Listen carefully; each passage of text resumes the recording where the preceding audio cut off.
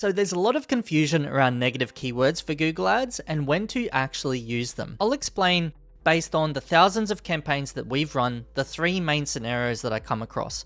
And so I'll break it down like this. Let's say, for example, that you are marketing mattresses. You've got one campaign, it's a search campaign for simplicity's sake, and you've got, a king ad group, a queen ad group, a ad group for double and single, right? So 4 ad groups that are separate, selling separate products or category pages. In order to make sure that you're not wasting a lot of money and making sure that these don't overlap with each other. For example, if the queen one, someone types in queen mattress and they accidentally get served a king mattress ad, you don't want that. Then to prevent that, all you need to do is add a broad match negative keyword for queen, just the word queen, and maybe double and also single, right, in the negative keywords list. So if you just go the plus button and just literally say queen, single, etc. like that in one line each. I think I've got it down here. Yeah, I do.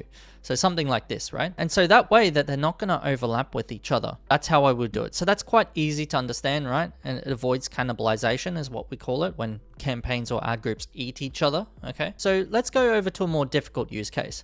So hard mode. Let's say that we've got a mortgage broker and they niche in like military. I don't know why I just chose this one. Let's say that we've got 3 ad groups, one for mortgage broker kind of keywords, right? That makes sense. Then DOAS, you might not be familiar with this, but this is a housing scheme that people can access if they're in the military. And then we've got like home loans, like general home loans, and you might want to intercept those people when you're, running your ads. So in order to make sure that these don't overlap with each other, because people will be typing in like the housing scheme plus mortgage broker, right? In order for these to not overlap, you've got to be very careful with the way you use negative keywords. And as you can see here, let's say we're bidding on ADF mortgage broker and defense mortgage broker, right? So it's got mortgage broker in there, but we don't want to overlap with this one here. So how do you do that? You add a broad match negative for DOAS. Right? So anytime someone says DOAS in any shape or form, we don't want to bid on that at all with this ad group because we want this one to be the one that gets served. And also, while we're on the topic, with home and home loan, you don't want this one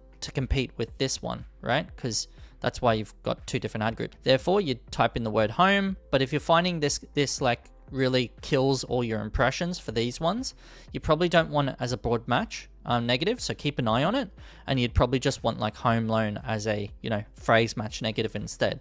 So you might want to scrap this one if it starts tanking your impressions. With the DOAS, we're bidding on DOAS mortgage broker. Even though this one's a mortgage broker one, this is specialized for DOAS, so we want this one to be triggered, not this one. DOAS loans, DOAS home loans. I know home loans is down here, but again, we want this one to trigger whenever someone's got interest in DOAS. And so we've got defense home loans as a negative, ADF mortgage broker, and what I recommend in this case is to add as many exact match negatives as possible so that you're not interfering with this progress and this progress down here. With regards to the last one, of course, you add DOAS as a broad match negative and just the word broker. You don't have to say mortgage broker. You don't have, I'll get a lot of people and they feel like they need to add all the combinations. They don't.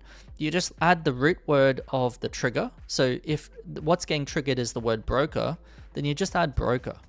And that's what we've done with DOAS. So does it make sense that way that each of these are not cannibalizing each other or taking away from the spotlight, if that makes sense? Now, I hope that makes sense. Leave a comment below. If it doesn't, I'll explain more. And then we'll go over to advanced mode. So this is a lot harder because it's dealing with the nuance of buying and selling and what the word itself actually means. So I'll try to explain this. So we've got 2 ad groups, something to sell and something to buy. So let's say you got a vendor and they buy your stuff and they also sell, right? We've got a ad group to sell components, right? And so we've got our target audience who wants to sell their stuff. So they've got an old computer lying around and they want to sell their computer to someone who's willing to buy it. So in order for us to show our ads to that person, because we're willing to buy their stuff from them, we would say we bid on stuff like sell components near me, or when someone's like with that person with the computer is like saying electronic components buyer in this case, then we want our ad to show up, right? But whenever someone's saying seller,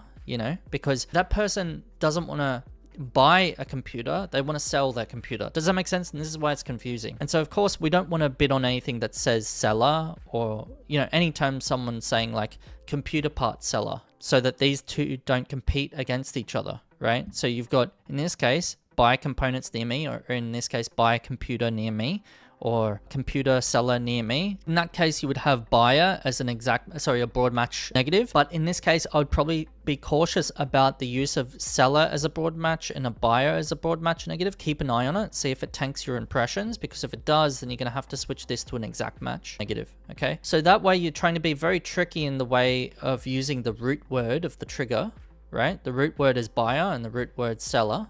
And so you've got to be very careful on how you use these so that you don't tank your account, don't tank your ad group or your campaign, and you make sure that these don't overlap with each other. Does that make sense? Okay, so in this case, it's not going to be a perfect science because of the way that Google uses NLP and language. Sometimes it gets confused in and of itself, and it triggers sometimes even when you don't want it to be. And you might know this when you use an exact match keyword and find that it behaves like a phrase match for no reason, right? So yeah, I hope that was helpful.